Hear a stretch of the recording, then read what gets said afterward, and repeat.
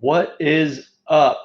Hey, listen, in this video, I'm going to explain the 8 different ways you can identify inefficiencies in your maintenance operation. Let's get started.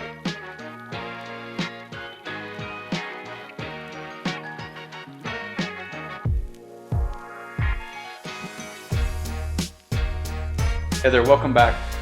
My name is Ed, and I am the founder of World Class Factory. And what we do is we help food production companies create world class maintenance departments, ultimately decreasing maintenance costs and increasing uptime on the machinery and the equipment. And in this video, I want to explain the 8 categories or 8 wastes, that, as they're commonly known, 8 categories for identifying or sort of categorizing or bucketizing waste or inefficiency in your maintenance department. So let's get started. So before I jump into this, there's another video. There should be a link popping up here where I talk about the concept of wrench time and how wrench time and this topic I'm talking about in this video, which is the 8 categories of inefficiencies or the 8 waste, they tie together. So I'm just going to dive right into these 8 categories. So let's check this out real quick. So downtime, DOWNTIME. This is an acronym that you can use to help break down the inefficiencies or what's commonly known as the waste. I don't really like the word waste necessarily. You can call it non-value add, but anything where in an activity, or let's just say again in the maintenance department, let's just say a maintenance technician, right? The work that they are hired to do. So if you're a maintenance technician watching this, or a maintenance manager, director of operations, whatever it may be, a maintenance technician, what they're good at, right, is wrenching on the equipment. And so anything else that they're doing that is not wrenching on the equipment is considered, some people would call waste. I don't like the word waste, but it's non-value add. It's stuff that is causing inefficiency. And that's where this downtime acronym can come into play and really help you to identify in any given job, like a maintenance job, where the opportunities are. So let's just kind of walk through each of these 8 different inefficiencies, is what we're going to call them, or non-value added activities. So the first one is D. Okay, so D stands for defects. So defects is, and again, this acronym is most commonly used in production operations, sort of more traditional lean manufacturing type principles. But we're going to apply it to maintenance because it's the same. Each of these categories are applicable in maintenance. But the first one is defects. So defects typically would be like any waste that's caused by rework, scrap, and job callbacks.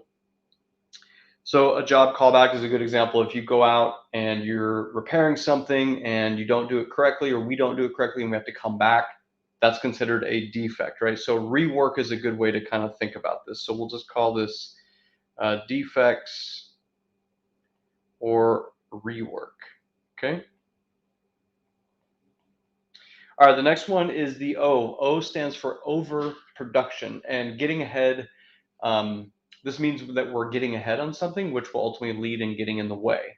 A good example on this in terms of maintenance is if you have a technician in the shop whose job it is to fabricate maybe a bracket, right, or a set of brackets that are consumables, right? So maybe this bracket is something that wears down over time, and they have to be created every month or every couple of months. Well, if you only need, let's say, 5 of those a month, and someone is in there and they're making 10 or 15 or 20 or 30 just because they have extra time, that's a good example of overproduction. So overproduction is the next one here, okay?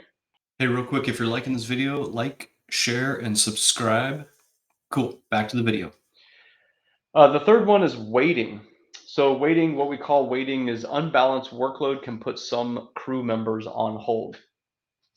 So a good example here is, let's say you have scheduled some downtime on an asset to actually perform a preventative maintenance or a corrective activity, and you get to the line, you get to the asset, and it's not down. and the production individual saying, "Oh yeah, I forgot you're coming," and it takes them some time to actually shut the line down right. That's a good example of waiting. Now that may be waiting on someone else, but it's still waiting. Another example might be if there are two technicians that have to come to the asset to do the job, and one shows up, they might be sort of getting started, but they're required, they're waiting for the other person to show up, so they have to maybe lift something heavy. That's another example of waiting. So again, waiting, if you have unbalanced work, that's going to put a lot of crew members on hold, right? So waiting is the next one here. The fourth one here, the end. So non-utilized talent. And simply put, this is if the crew is not fully trained or cross-trained. So this is where you have individuals on the team who may be assigned to do a task, but they're not quite trained well enough to do the task. Well, it's going to take them a little bit longer, right? And maybe you have someone else who's better at doing that particular task. It's going to be better to obviously use that person. Super obvious here, but again, we oftentimes get ourselves stuck into a situation because maybe we don't have enough technicians on the team or on the shift to actually take care of the job, and so we fall into this trap, and it's totally normal. But this is what end means: non-utilized talent. So non-utilized talent. All right. Okay, now the T is what we call transportation. So examples: trips back and forth to the warehouse, extra trips up and down a ladder. They all take time. Very common one is running back and forth to the shop looking for parts and tools. Probably the biggest inefficiency that you'll find in a maintenance department, and it's one that can yield huge opportunity, huge benefits if you really take the time to actually minimize this inefficiency. So again, transportation. Okay, I'll just say transport. The next one is I or inventory. So extra parts. You might have extra parts in the warehouse or maybe on a cart or near the job, and it may save you trips, but too many parts can actually cause clutter. You can have parts that are or materials that are dusty. When you go to use them, they actually don't work because you have too many of them. You're not using them on a regular basis. So inventory can actually be an inefficiency for us in the maintenance department as well. Okay. The seventh one here is motion. Now, motion and transportation and also waiting is different, right? So, what motion is this is unnecessary movement that's caused by poor layout of parts, tools, and safety equipment. So again, think of the motions. Think of this inefficiency as when you're actually in the job itself, and you have to do extra movements or motion in order to execute the job. So sort of think of this like the finite movements, if you will. Different from transportation. Transportation is more moving around, driving, walking, all of those types of things, right? So motion is more of a confined type of movement. All right. So motion. And then the eighth one and the final one is what we call extra processing. So doubling up on tasks, checks, and overworking the system.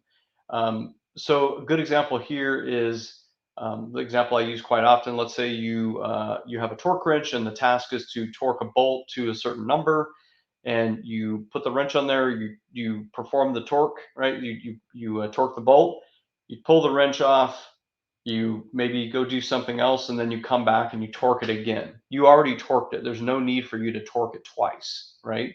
That's an example of extra processing. So again, doubling up on tasks, doing a lot of extra checking or overworking is waste as well, or inefficiency. All right. So extra processing.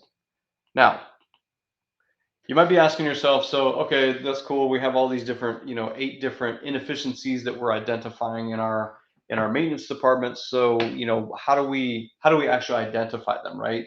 So the technique that I like to leverage a lot is just shadowing a technician, or any job really in the maintenance department. It could be a planner, it could be someone whose job is to take care of the parts, it could be even the maintenance manager, but really, really shadowing that individual.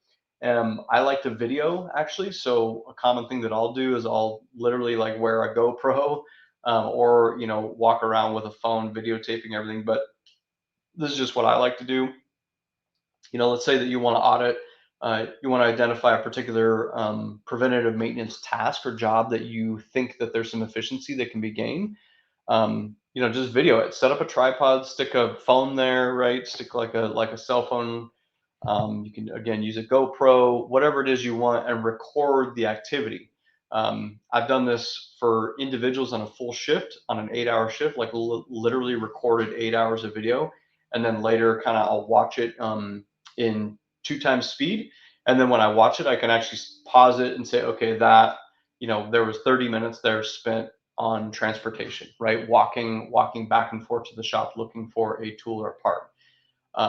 So you can take the video, watch it later, and then literally just like on a dry erase board or on a piece of paper or spreadsheet, whatever you want to do, and just kind of mark down the times in each of those buckets. And then that'll set you up for some problem solving. You can say, okay, wow, it seems like we spend a lot of time on transportation.